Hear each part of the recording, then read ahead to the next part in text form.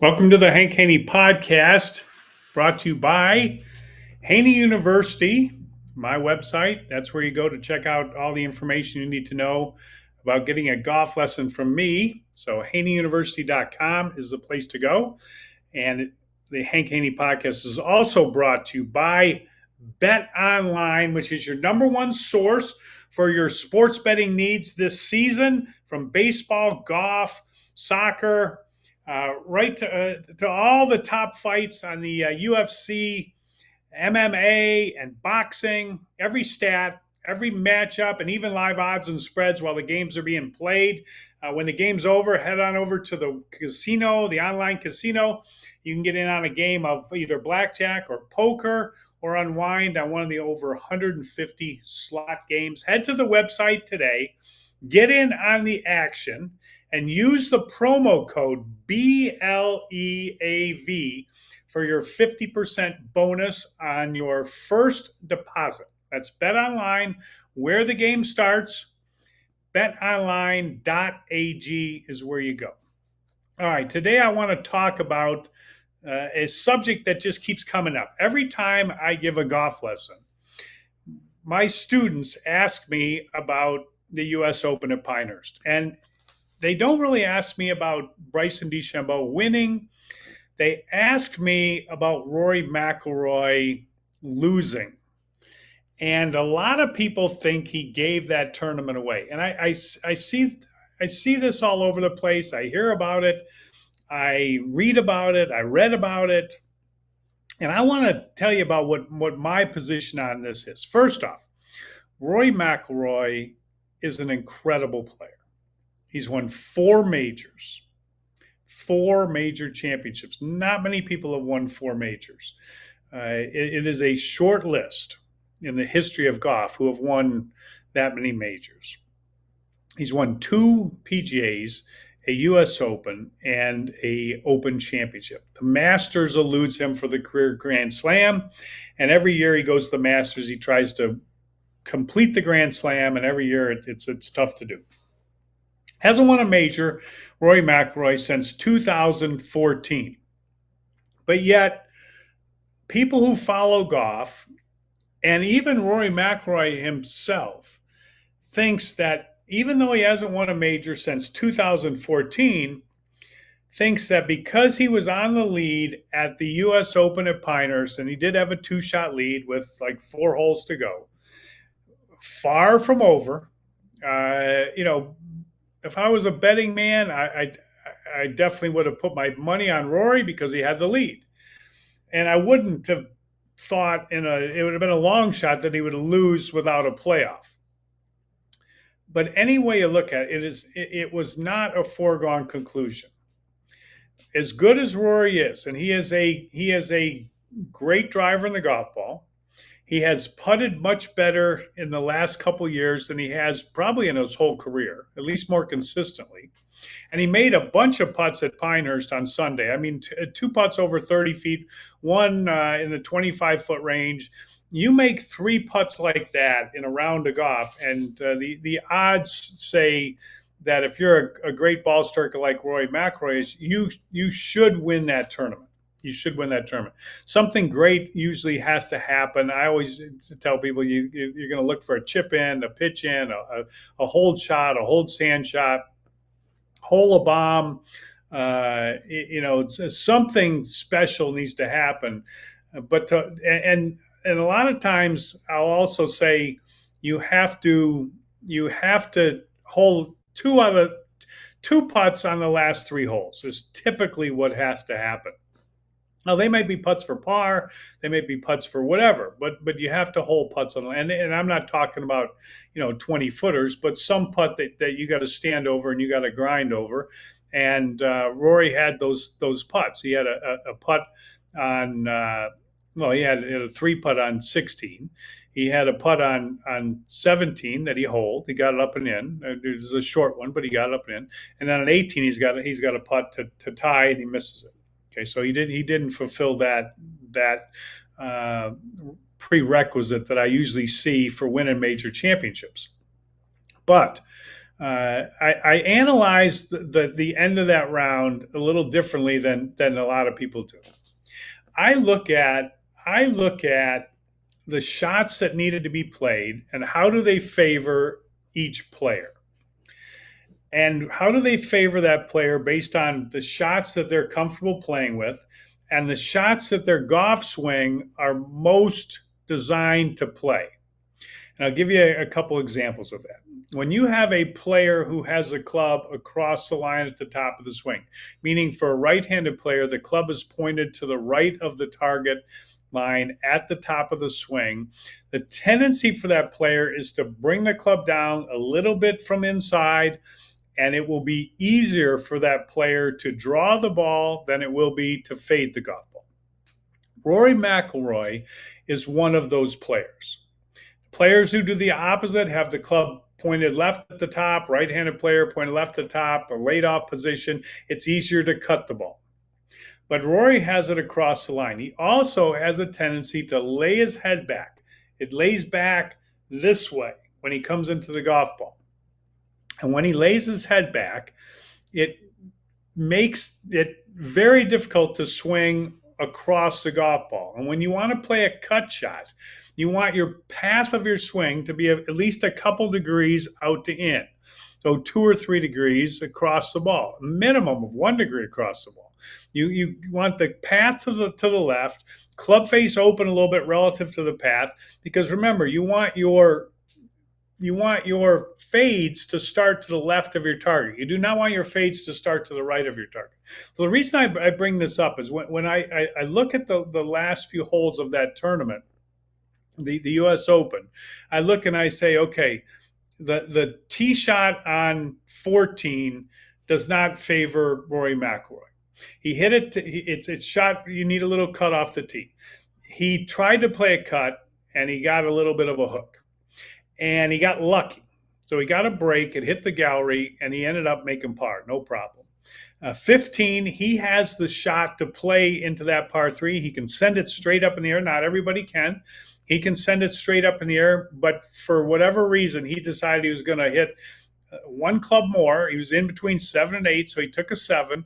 And when you do that, you're going to flight the ball down a little bit, and you would never do that into a rock-hard green. I would never see Tiger Woods do something like that. I made a comment on Twitter, on the X, that if Steve Williams had been the caddy, no way would he have flighted that ball down. That wasn't a knock on Rory's caddy. You know, people jumped all over me on Twitter like they always do, which is fine. And especially the Rory, apologizers, and there are many of them, and the Rory fans, and there are many of them.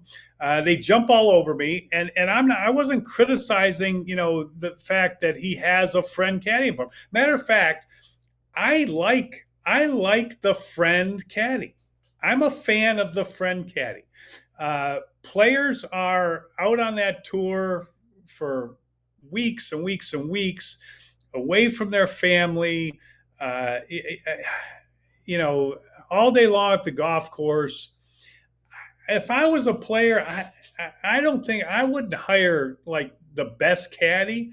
I would hire somebody that was the best caddy that I knew I could enjoy my time with, because they spend a lot of time. So I'm not opposed. I am not opposed to the friend caddy. I was just pointing out that when Steve Williams was Tiger Woods' caddy, he would go into a major championship and he would say, the goal this week is to make no mistakes. That's the goal. The goal is to make no mistakes.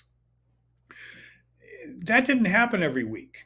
Even the best caddies have things that they probably second guess. I'm sure they do. There's plenty of them. A read on a putt, a club, should I have stepped in and said something here? Should I have calmed him down a little bit better there? There's all kinds of things that happen. But on the 15th hole, the par 3, that ball needed to be sent straight up in the air because the green's rock hard. And Rory hit a good shot, hit a great shot, but it didn't stop. It didn't stop. That was a mistake. It's not. I'm not like saying get a new caddy. I'm not saying fire the caddy. I'm not saying the caddy's bad. I'm not saying he isn't a great caddy. I'm not saying he isn't the caddy for Rory, the best caddy for. I never said that. I just said that was a mistake. That's a mistake. That's a mistake. And Rory hits the shot. Rory has the final call. It's not the caddy's fault, but that was a mistake. Whether it was a mental mistake, a choke mistake, could the caddy have stepped in and said something? Of course he could have. I was just pointing out that that was a mistake. Okay, now we get to 16. 16 sets up great for Rory McIlroy. There's room to hit the draw off the tee, drives it right down the fairway, knocks on the green, and then he misses the short putt. I have no excuse for the short putt. I guess what I'm trying to justify here in this podcast is that I don't think this Rory McIlroy is some kind of a choker. I just don't see it. He's too good of a champion. He's won 4 majors. I know he hasn't won since 2014. He's won 4 majors. He's a little bit light on being in contention in the last 10 years. So I'm gonna get to that in a second. So that makes it a little more difficult to handle, but no one finds it easy to close out major championships. That is just a fact that people just seem to not want to understand or admit.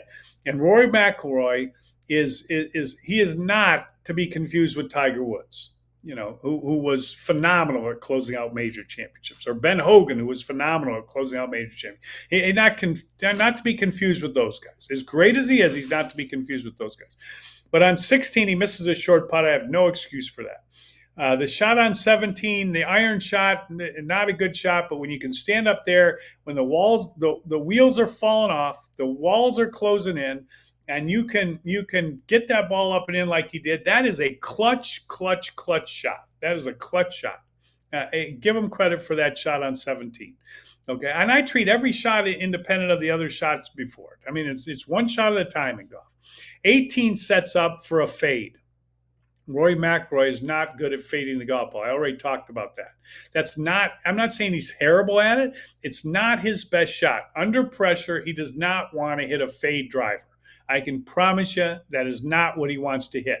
So bombing up the left side, hope to get a good lie. But if you try a cut and you don't cut it, you might get double crossed. Now it's really left.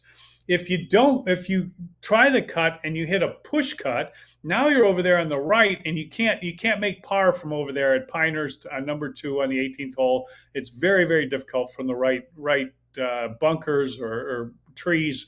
Not where you want to be. Okay, so miss it up there to the left, get a good break, and you're okay. Problem was he got a bad break. Okay, Bryson DeChambeau got a bad break too, but that wasn't an easy drive for him either. And Rory didn't hit, the hole didn't, that hole did not set up good on the tee shot for him. It's like, because he couldn't, he's a great driver, but he couldn't drive it. I hear people say this, he couldn't drive it in the fairway when he had to. Well, not necessarily, because the thing is that was a tough fairway for him to hit. And when you're hitting the ball 320 yards like Rory is and like Bryson DeChambeau is, I mean, the fairways get so tiny. I mean, I teach people all the time, swing a driver, 85 miles an hour. Their club face can be 3 or 4 degrees off, and they're still finding their ball. Their ball's still probably in the fairway or real close to it. You get a degree off. When you're swinging at the clubhead speeds that those guys are swinging at, you're 1 degree off, and you got problems. So the tolerances are so tight, but the trade-off is it's better to hit the golf ball out there a long way, have a shorter shot in, and that's the trade-off. So it's bombs away as you go, and that was what he did. Got a bad break, knocked it up there short of the green. And then he's got a pitch shot. And that's under the circumstances. Wheels are coming off a little. 3-putt on 15, or hits it over 15, makes bogey. 3-putt on 16, has to get it up and in on 17. Now you're short of the green on 18. You had a 2-shot lead. Now you're trying to hang on. And that was a pretty darn good pitch. I mean, you gotta give a guy credit for that. That was a good pitch shot he hit on 18. So I'm gonna say big pluses on that. All right, then, further analysis of that is it would have been better to leave it below the hole. I will say that. Now, you'd rather have 6 feet below the hole than 4.5 feet or 4 feet above the hole. He had a difficult putt on 18. That was a difficult putt on 18. That is not an easy putt. He played that outside the hole. I was thinking, though, when he's standing up over that putt, I'm thinking, he hits this thing a little too hard on that fast downhill putt. He runs this thing, a little bit hard. It's going to lip out on the high side. And what does he do? He missed it on the low side. That putt broke a ton. I mean, a ton. He had it played out at least a cup outside the left side of the hole and still missed it on the low side. That was not an easy putt. So, and people say, well, he missed 2 putts coming in. I understand he missed 2 putts coming in. He missed 1 putt that no way in the world he should miss. Okay, I'll give you that. But to say he missed 2 putts coming in, the second putt was not easy. And I keep pointing that out to people. I mean, the second putt was not an easy putt. So let's not pretend like that was just some kind of tap in, because that was far, far from a tap in. But here's what I really want to get to in this conversation. This is what I've been thinking about.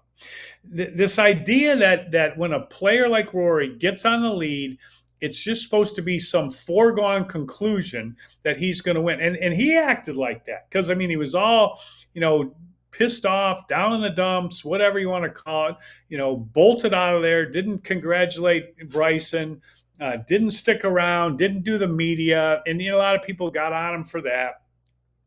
But to me, I look at it and I think, like, what were your expectations?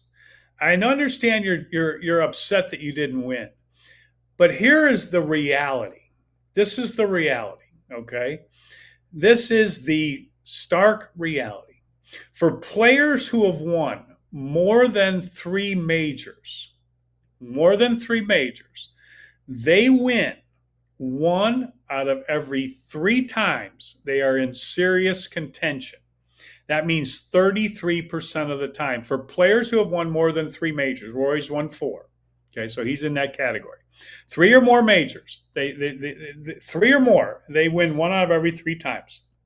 Okay, so Jack Nicklaus was slightly better than that, about 35%. And he was on the lead or tied for lead on Sunday, which is how you define, or I define, serious contention. Serious contention is not backdooring a top 10, backdooring a top 8, backdooring a top 5, meaning you shot 65 on Sunday, you were in 18th place, you shot 65 and you finished 8th, and people say, there, he finished top 10 again, he's getting ready to win a major. He wasn't even in the tournament. He wasn't even in the tournament. So I don't look at all these top 10 finishes. They're a sign of good play. They're not a sign of knocking on the door. They're not. Knocking on the door is on the lead or tied for lead on Sunday. And you need to be there 3 times to close one out. That's what you need to do. Okay.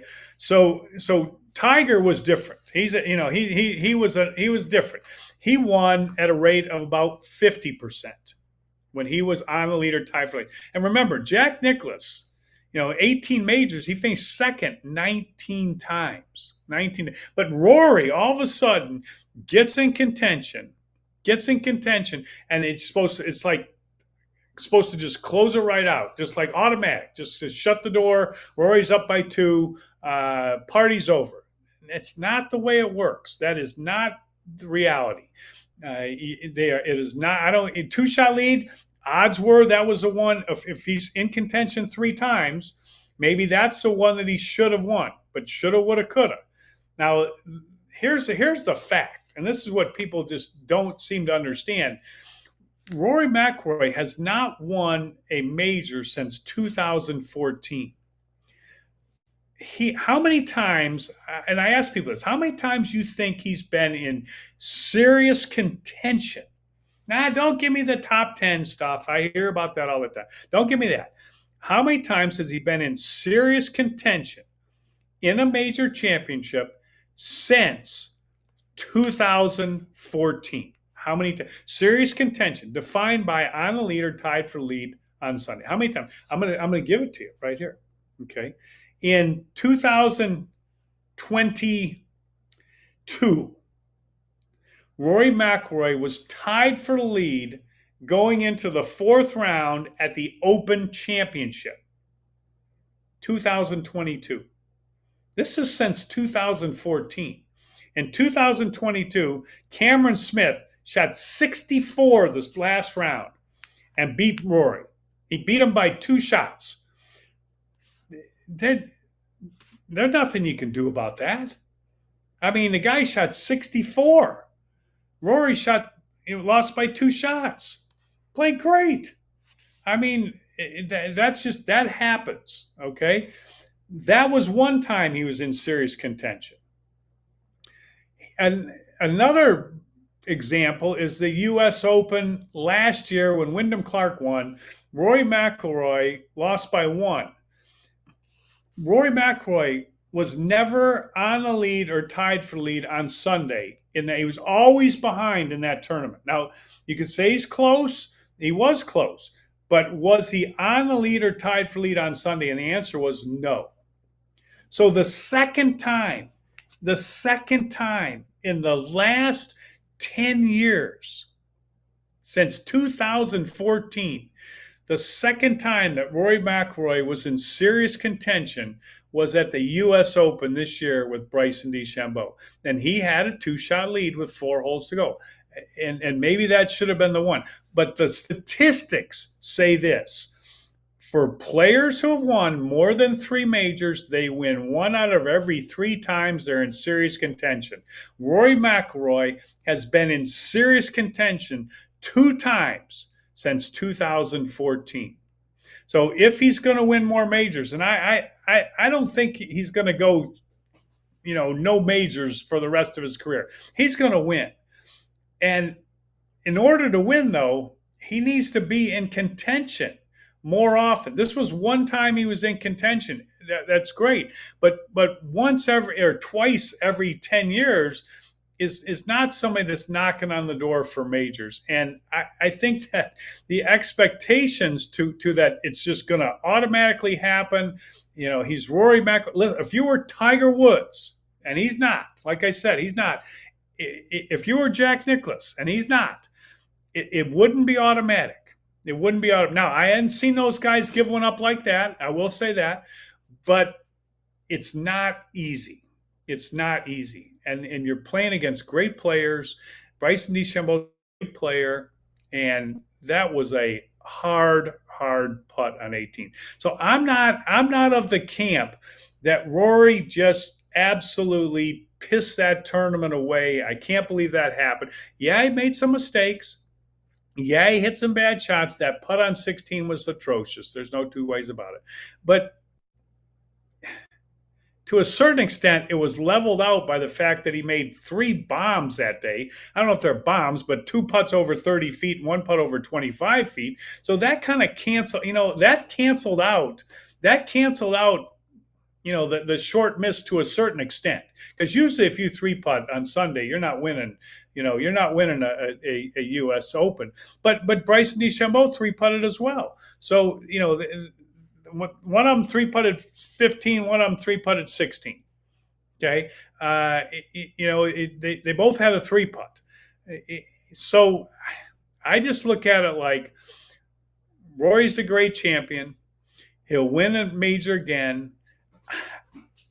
I think it's easy for me to say, but I think he's a little hard on himself, thinking that was automatic. I should have won that. I gave that away, or whatever he's thinking that, has him having to take 3 weeks off to recover. I'm like, hey, get in contention. Keep doing it. Get in contention again. Not just play good. He said, I'm playing good, I'm going to win. I'm playing good, I'm going to win. You can't play good and win. You got to get in contention. Serious contention, on the lead or tied for lead on Sunday. And if you do it enough times and you're a great champion, and he is a great champion, he will win another major. And my guess is that the next time he's on the lead or tied for lead on Sunday, I bet he finishes it out. And if he does, he will be at 33% for his last 3 times he's been in serious contention on a major. And that is the average that the players have for closing out when they're on the lead or tied for lead and they've won at least 3 majors. So it won't be a surprise when he does it to me. All right. I hope everybody enjoyed the podcast. Hit the follow button on the iHeartRadio app or wherever you get your podcasts. You can see the Hank Haney Podcast on my YouTube channel. So check that out, Hank Haney Podcast. And you can hear the Hank Haney Podcast on nofilter.net. You can see it on nofilter.net. And you can also hear it on iHeartRadio or wherever you get your podcasts. Appreciate everybody being with me. Hope you have a great day. And we'll talk to you soon on the Hank Haney Podcast.